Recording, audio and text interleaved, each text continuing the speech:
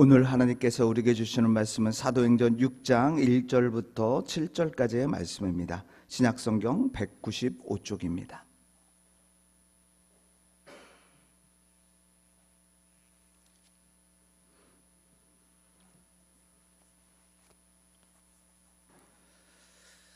사도행전 6장 1절부터 7절까지의 말씀, 제가 하나님의 말씀을 봉독합니다. 그때의 제자가 더 많아졌는데 헬라파 유대인들이 자기의 과부들이 매일의 구제에 빠짐으로 히브리파 사람을 원망하니 12사도가 모든 제자를 불러 이르되 우리가 하나님의 말씀을 제쳐놓고 접대를 일삼는 것이 마땅하지 아니하니 형제들아 너희 가운데서 성령과 지혜가 충만하여 칭찬받는 사람 7을 택하라. 우리가 이 일을 그들에게 맡기고 우리는 오로지 기도하는 일과 말씀 사역에 힘쓰니라 하니 온 무리가 이 말을 기뻐하여 믿음과 성령이 충만한 사람 스데반과 또 빌립과 브로고노와 니가로르와 디몬과 밤메나와 유대교에 입교했던 안디옥 사람 니골라를 택하여 사도들 앞에 세우니 사도들이 기도하고 그들을 안수하니라. 하나님의 말씀이 점점 왕성하여 예루살렘에 있는 제자의 수가 더 심히 많아지고 허다한 제사장의 무리도 이 도에 복종하니라. 아멘. 이 말씀을 통해서 하나님께서 우리에게 은혜 주시길 원합니다. 지난주에는 우리 교회 창립 68주년을 기념하며 은퇴, 추대, 취임, 임직 예식을 은혜 가운데 잘 마쳤습니다. 행사 진행에 있어 맡겨진 일에 최선을 다하고 섬겨주신 모든 성도와 또 예식의 주인공인 직분자들에게 감사하고 축복합니다. 또 오신 내빈과 손님 가족들을 대접하기 위해 음식으로 준비하며 함께한 우리 봉사부장님과 권사님들, 그리고 집사님들, 뒷정리까지 함께 해주신 분들, 그리고 곳곳에서 헌신한 성도들의 모습은요 하나님이 보셨을 것이고 또 하나님이 무척 기뻐하셨을 것입니다.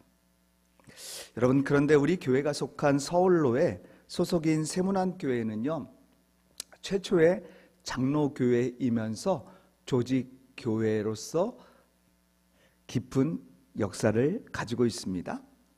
그런데 예전에 피아노를 다른 곳으로 옮기는 일이 있었고요. 이 옮기는 일을 진행하는 데 있어서 6개월이나 걸렸다는 이야기를 들었습니다. 여러분, 피아노가 본당에 어디에 있던 또 그것은 교회의 본질이 아닙니다. 그것으로 시간을 허비하고 에너지를 쓴 씁쓸한 이야기입니다. 여러분, 어떤 문제가 생겼거나 어떤 결정을 내려야 할 때가 있습니다. 그때 의외로 쉽게 답을 찾을 수가 있는데요. 이것이 본질이 무엇인가를 생각하면서 행동하면 답을 쉽게 찾습니다. 여러분, 신앙도 마찬가지입니다. 신앙의 본질을 잃어버린 채 비본질적인 것 때문에 교회와 성도 간의 다툼이 일어나는 경우를 왕왕 우리는 볼 수 있습니다. 물론 처음부터 그랬을 것은 아닙니다. 분명 모두가 처음에는 본질에 충실합니다. 그런데 점점 본질은 퇴색되고 욕심이 들어와 본질을 잃어버리면서 비본질적인 것에 목숨을 겁니다.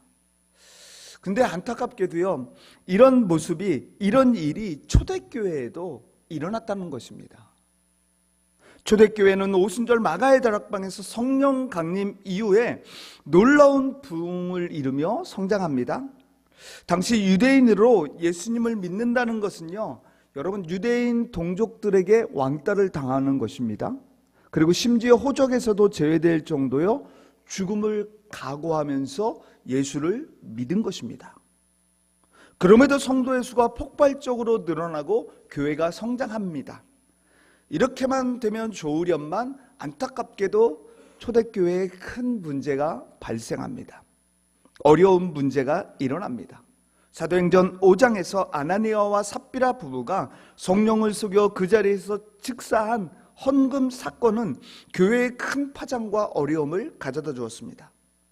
이어 본문 사도행전 6장에서는 구제문대로 성도들 사이에 분쟁과 다툼이 일어났습니다. 당시도 마찬가지로 다양한 사람들이 예수를 믿게 되었습니다. 그중 이방 땅 헬라 문화권에 살다가 복음을 듣고 예수를 믿게 된 헬라파 유대인과 본토 이스라엘에서 예수를 믿게 된 히브리파 유대인들 사이에 갈등이 생겼습니다. 그것이 오늘 본문 1절 말씀인데요, 제가 읽어보겠습니다. 그때의 제자가 더 많아졌는데 헬라파 유대인들이 자기의 가부들이 매일의 구제에 빠짐으로 히브리파 사람을 원망하니. 당시에도 가난한 가부와 극빈자들이 교회 내외에 많이 있었습니다. 그래서 교회는 그들을 구제하며 매일매일 필요한 음식을 제공하고 있었습니다. 그런데 구제를 담당하고 있던 히브리파 교인들이 헬라파 교인들을 구제 대상에서 제외시킨 겁니다. 헬라파 유대인은 교회의 일원으로 동일하게 섬기고 있었지만 히브리파 유대인들에 의해 소외되고 있다라는 생각을 계속 가지고 있었던 것 같습니다. 즉 피해 의식이 있었습니다. 본토 사람이 아니기 때문에 좀 그런 움츠리는 마음이 있었지요. 결국 구제하는 방법을 얻고 교회는 서로 간의 원망과 불평이 일어난 것입니다. 지금도 교회에서 문제가 생기면 여러분 어떻습니까? 인간적으로 조건이 비슷하거나 성향이 비슷한 사람끼리 끼리끼리 모입니다. 그렇게 뭉칩니다. 마찬가지로 주류파 히브리사 사람들과 비주류인 헬라파 사람들이 나누어져서 다툽니다. 그것을 보고 있던 사도들은 이 문제를 해결하기 위해 깊은 고민을 하고 서로 토론합니다. 그러면서 고민한 끝에 모든 문제가 누구의 탓이 아닌 바로 사도인 우리가 본질을 잃어버렸기 때문이라는 처방을 내리면서 이런 말을 합니다. 그것이 오늘 본문 4절 말씀인데 그들이 어떤 처방을 내리고 있는지 4절 말씀 다 같이 함께 읽겠습니다. 시작. 우리는 오로지 기도하는 일과 말씀 사역에 힘쓰니라 하니. 아멘. 여기서 힘쓴다는 말은, 힘쓰니라라는 말은 전력 질주한다는 의미입니다. 즉 사도들은 기도와 말씀 사역을 꾸준히 하며 충성하겠다라는 의미입니다. 여러분 실제로 사도들은요 목숨을 걸고 하나님의 말씀을 전했습니다. 그래서 많은 영혼들이 주님께로 돌아왔습니다. 하지만 초대교회의 성도가 점점 많아지자 사도들은 비본질적인 것, 즉 성도를 돌보고 봉사하고 구제하는 일에 더 많이 신경 쓰고 행동하다 보니 교회에 문제가 생긴 겁니다. 이제 이 일로 사도들은 다시 본질로 돌아가겠다고 중대한 결단을 합니다. 그리고 자신이 감당했던, 사도들이 감당했던 많은 일들, 구제와 봉사하는 일들을 이제 사람을 선출해서 사람을 뽑아 그들에게 맡기고 있는 것을 5절, 6절에서 우리는 볼 수 있습니다. 여러분, 그런데 여기서 자신이 감당하고 있던 중요한 일들을 7 집사에게 선출하는데 집사로 뽑힌다는 것은 영광스러운 일입니다. 그런데 여러분, 직분자가 되었다는 말은요 하나님과 교회를 위해 목숨을 내놓았다라는 의미로 오늘 뽑힌다는 말을 쓰고 있습니다. 교회의 모든 일에 앞장서서 섬기는 자가 되었다라는 말입니다. 여러분, 우리 국민들이 대통령이나 국회의원을 뽑는 이유가 무엇입니까? 그들이 나라에서 일을 하기 위해 뽑는 것입니다. 사회나 조직에서 지위나 직분을 주는 것은요 일을 맡기기 위함입니다. 교회의 직분도 마찬가지입니다. 교회의 직분은요 결코 자신의 명예와 영광과 유익을 위한 것이 아닙니다. 오직 하나님의 나라를 위해 일하고요 하나님의 뜻이 무엇인가를 생각하며 그 뜻을 이루며 살기 위해서 직분을 주신 겁니다. 특히 생명을 살리는 일에 힘쓰라고 직분을 우리에게 하나님이 주신 겁니다. 여러분, 그렇다면 사도들이 또 교회의 직분자가 본질을 잡는다라는 말은 구체적으로 무엇을 의미할까요? 한마디로 하나님께서 주신 사명을 붙잡고 산다는 말입니다. 다른 말로 하나님을 붙잡는다는 의미와 같습니다. 이런 측면에서 본질이 아는 것에 치우치고 그것을 붙잡는 것은 하나님께서 주신 사명을 버리고 사는 것과 같습니다. 또 다른 말로 하나님이 아닌 세상을 붙잡고 산다는 의미와 같습니다. 지금까지 우리의 지나온 삶을 잠시 돌아보면 어떨까요? 내가 그렇게 바쁘게 살았던 것이 과연 누구를 위한 삶입니까? 무엇을 위한 삶이었습니까? 본질을 붙잡고 살아가는 삶이었습니까? 아니면 본질이 아닌 어느 순간 잃어버리고 비본질적인 것에 매달려 살아오지는 않으셨는지요? 혹여라도 내가 본질을 망각하고 비본질적인 것을 붙잡고 살아가고 있다면 이 시간 사도들처럼 우리도 다시 본질을 잡고 살아가기를 간절히 원합니다. 여러분, 그때 우리 삶뿐만 아니라 나의 삶뿐만 아니라 강화중앙교회에도 놀라운 성령의 역사와 하나님의 축복이 임하게 될 줄 믿습니다. 여러분, 그렇다면 우리가 본질에 충실할 때 하나님께서 주시는 복이 무엇일까요? 우리는 이 복을 받아 누리며 살아가야 합니다. 첫째, 교회가 왕성해지는 축복을 하나님은 우리에게 주십니다. 사도들이 본질에 충실하고 교회의 일을 분담할 집사를 세움으로써 원망했던 그 교회의 모습이 이제 기쁨으로 바뀌는 것을 5절을 통해서 보게 됩니다. 모두 기뻐합니다. 또 교회의 일꾼이 세워진 후에 갈등하며 어려움이 있었던 초대교회가 회복되어 건강하게 성장하게 됨을 말씀하는데 그것이 본문 7절입니다. 우리 7절 말씀 함께 읽기를 원합니다. 7절 말씀 다 같이 함께 읽겠습니다. 하나님의 말씀이 점점 왕성하여 예루살렘에 있는 제자의 수가 더 심히 많아지고 허다한 제사장의 무리도 이 도에 복종하니라. 아멘. 여기서도 왕성하여라는 말은 증가한다, 자라고 있다라는 말입니다. 사도들이 본질이 회복되자 하나님의 말씀과 능력이 점점 나타나 왕성해져 제자의 수가 많아지고 부흥과 성장을 이루었다라고 성경은 말씀합니다. 여러분, 절대로 바뀌지 아니할 것 같은 골수 유대교 제사장들까지 회개하고 하나님께로 주님께로 돌아옵니다. 여러분, 제사장들이 누굽니까? 사도들을 잡아, 그것도 2번이나 잡아 가둔 사람들입니다. 다시는 예수 이름으로 가르치지도 말고 말하지도 못하게 했던 그들입니다. 근데 그들이 예수를 믿은 겁니다. 여러분, 얼마나 놀라운 기적입니까? 죄인도 원수도 친구로 변하는 놀라운 기적이 일어났습니다. 여러분, 전통 있는 교회라면요, 본질은 변하면 안 됩니다. 우리의 신앙생활에서 본질은 변하면 안 됩니다.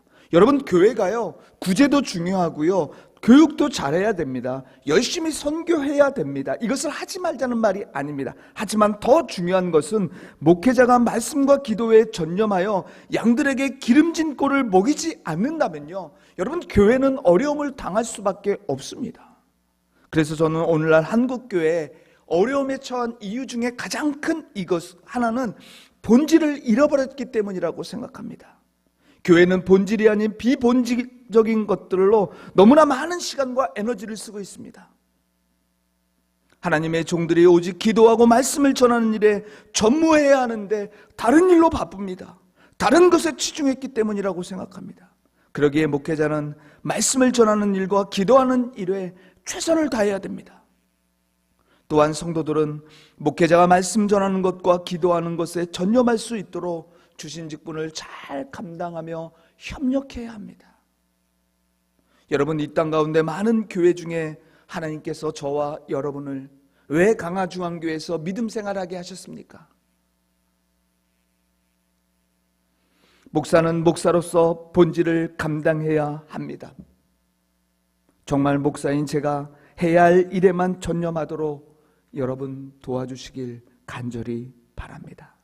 그리고 장로님은 장로로, 권사님은 권사로, 안수집사는 안수집사로, 집사는 집사로, 성도는 성도로 하나님이 주신 그 사명, 그 본질 붙잡고 하나님 바라보며 주신 사명 감당할 때 하나님은 강화중앙교회 성령의 능력이 충만하여 부흥하는 역사를 이루어 주실 줄 믿습니다. 사랑하는 성도 여러분, 우리에게 맡겨주신 사명은요, 크고 작음이 없습니다.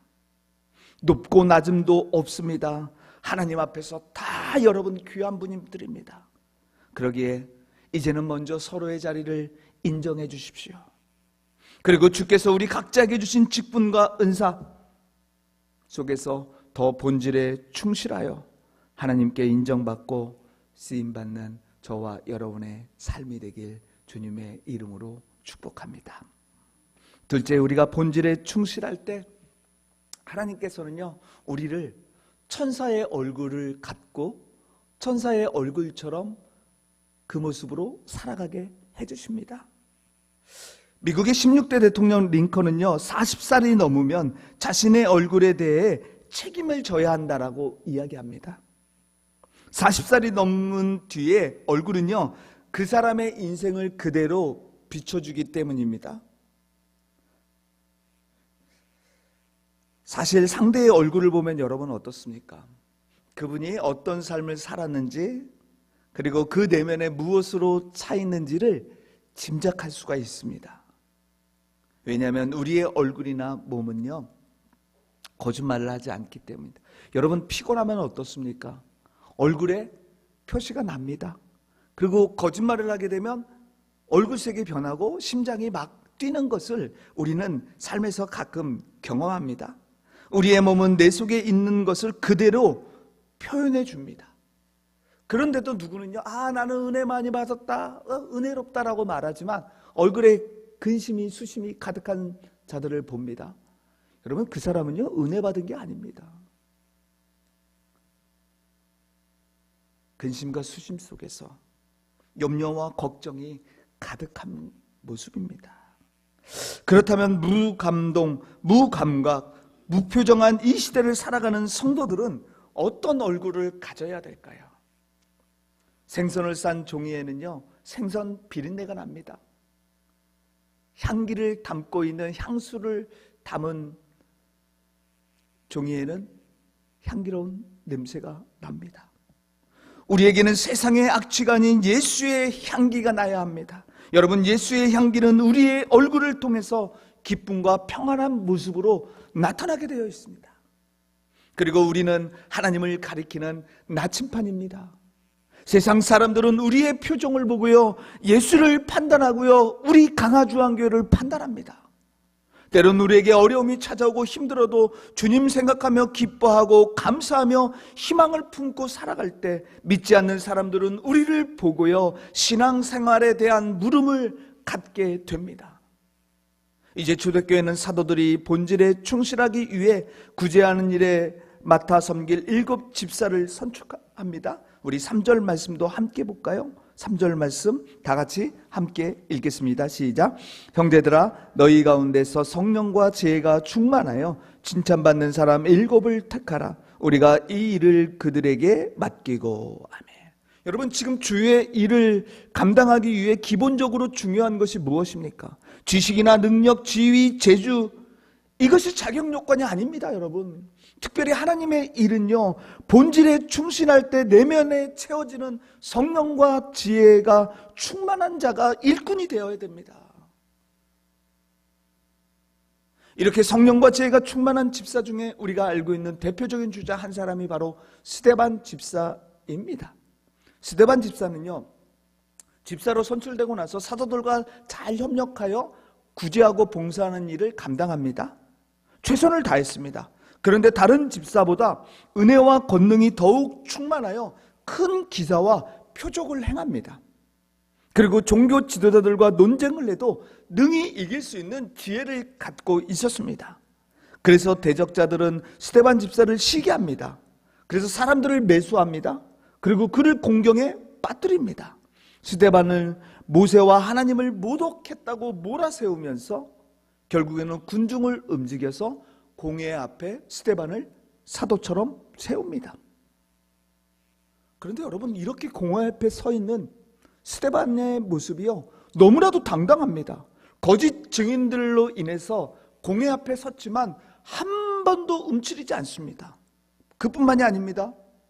생사의 결정권이 있는 공회원과 종교 지도자들 앞에서 당당한 그 모습뿐만 아니라 여러분, 죄인으로 끌려온 스데반 집사의 얼굴을 보니 그 얼굴이 천사의 얼굴처럼 보였다라고 공회원들과 모든 사람들이 말을 합니다. 우리 6장 15절도 찾아봐서 함께 읽어보면 좋겠습니다. 6장 15절 말씀 함께 찾으신 줄 알고 다 같이 읽겠습니다. 시작. 공회 중에 앉은 사람들이 다 스데반을 주목하여 보니 그 얼굴이 천사의 얼굴과 같더라. 아멘. 여러분, 어떤 특정한 사람, 몇 사람만 스데반이 천사의 얼굴을 가진 거로 보지 않습니다. 그 공회 앞에 모인 수많은 군중들이 스데반 얼굴을 보니까 다 천사의 얼굴 같았더라라고 말씀하고 있습니다. 그렇다면 스데반의 얼굴이 왜 천사의 얼굴 같다고 성경은 말씀할까요? 사실 그 당시엔 카메라도 없었습니다. 그의 초상화도 남겨진 바 없고요. 성경은 구체적으로 그의 모습을, 그의 얼굴을 말씀하고 있지 않습니다. 그러나 한 가지 분명한 것은 누구든지 스데반을 보니 하나같이 천사의 얼굴이다 라는 말을 합니다. 여러분, 그가 잘생겨서 그런 말을 한 것이 아닙니다. 그의 얼굴에서 주님의 모습이 보였기 때문입니다. 주님과 함께하는 그 모습을 사람들이 보았기 때문입니다. 그렇습니다. 지금 종교 지도자들이 거짓 증인을 세워 스데반을 음해하고 있었지만 스데반은 평안했습니다. 그 힘이 바로 그의 내면에 성령과 은혜가 충만했기 때문입니다. 여러분, 본질에 충실하고 성령과 은혜에 충만한 모습은요, 얼굴에서 그대로 나타나게 되어 있습니다. 성령께서 우리 안에 임하고 저와 여러분의 마음을 만져주시고 위로해 주신 그 모습이 있다면요, 우리도 스데반의 얼굴처럼 똑같이 천사의 얼굴을 갖고 살아가게 됩니다. 요즘 직장과 사회생활 가운데 예수 믿는 사람을 발견하기 어렵다고 합니다. 여러분, 대학가도 마찬가지입니다. 예수님 믿는 대학생들을 만나기가 쉽지 않다고 합니다. 여러분, 교회에 다니는 많은 성도들이 있습니다. 학생도 있고요, 직장인도 있습니다. 그런데 왜 예수 믿는 사람들을 찾기가 힘들까요? 잘 안 보일까요? 한마디로 예수 믿는 사람이 자신을 숨기기 때문입니다. 예수 믿는다고 하면 그때부터 부담되는 일들이 사회에서 많이 일어납니다. 그리고 죄도 함부로 지을 수 없고요. 그리고 때로는 말이나 행동 하나하나가 조심해야 되기 때문입니다. 그런데 여러분, 우리가 예수 믿는 것을 드러내지 않으면요, 그것은 곧 예수님을 부끄럽게 생각하는 것입니다. 또 이런 성도는 마음속에 예수의 향기가 충만하지 않기 때문이고, 더 나아가서 성령과 은혜가 충만하지 않는다는 반증입니다. 그렇다면 우리가 사람들 앞에서 예수를 부끄럽게 여기면 어떻게 될까요? 예수님도 우리를 부끄럽게 여깁니다. 우리가 사람들 앞에서 예수를 모른다고 하면요, 저와 여러분 믿음의 생활이 마지막 종착점은 어디여야 됩니까? 천국입니다. 천국 앞에 섰을 때 예수님은 하나님께 이야기합니다. 너희를 모른다라고 말씀하십니다. 그것이 누가복음 9장 26절이죠. 누구든지 나와 내 말을 부끄럽게 여기면 인자도 자기의 영광과 아버지의 거룩한 천사들의 영광에 쌓여 올 때에 그 사람을 부끄럽게 여길 것이다. 이 말은 곧 모른다는 말입니다. 너는 누구냐? 끔찍합니다, 여러분. 여러분, 그렇습니다. 우리의 내면이 무엇이든 충만하면요, 그것이 그대로 나타나게 되어 있습니다. 은혜가 충만하면요, 은혜가 나타나게 되고요, 욕심이 충만하면요, 욕심이 그대로 나타납니다. 그리고 우리 내면이 충만하다는 것은요, 밖에서 무엇인가 나의 안으로 들어와야 됩니다. 즉, 입력이 없으면 출력도 없습니다. 말씀이 우리 안에 들어오게 되면요, 그 말씀이 충만해져 말씀 안에서 살아가는 것입니다. 은혜가 들어오면요, 은혜가 충만하여 그 은혜가 흘러가게 되어 있습니다. 거짓이 들어오면요, 거짓이 흘러가게 되어 있고요, 시기와 욕심과 미운 마음이 들어오면요, 그대로 시기와 미운 마음이 흘러가게 되어 있습니다. 사랑하는 성도 여러분, 지금 여러분의 내면에서 무엇이 흐르고 있습니까? 여러분의 얼굴에서 천사의 얼굴, 주님의 얼굴이 보여집니까? 이제 본질에 더욱 충실한 우리가 되어 은혜와 성령으로 충만해지길 간절히 원합니다. 그리고 천사의 얼굴로 살아가면서 주님의 향기를 나타내는 저와 여러분의 삶이 되길 주님의 이름으로 축복합니다. 그래서 본질이 회복된 우리를 통해서 우리 교회, 우리 지역, 또 우리 가정, 또 내가 속해 있는 공동체가 더욱더 왕성해지는 그 축복 속에서 살아가는 귀한 성도들이 되길 주님의 이름으로 축복합니다. 늘 우리와 동행하시는 하나님 아버지, 어떤 상황에서도 우리에게 주신 직분을 감당할 때 본질에서 흔들리지 않는 믿음을 더하여 주시옵소서. 그래서 우리를 통해 교회와 지역이 왕성해지고 우리 또한 천사의 얼굴이 되어 예수의 향기를 전하며 살아가는 모두가 되길 원하오며 예수님의 이름으로 기도드립니다. 아멘.